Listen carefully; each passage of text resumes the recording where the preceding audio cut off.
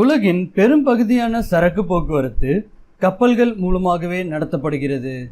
Suez கால்வாய் 19ஆம் நூற்றாண்டில் கட்டப்பட்ட ஒரு செயற்கையான நீர்வழி போக்குவரத்து ஆகும்.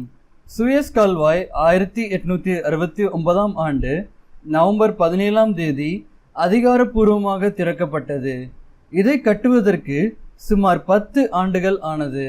சூயஸ் கால்வாய் வருவதற்கு முன்பு தென் அட்லாண்டிக் கடலுக்கு செல்வதற்கு கப்பல்கள் ஆப்பிரிக்க கண்டத்தை சுற்றியே செல்ல முடியும்.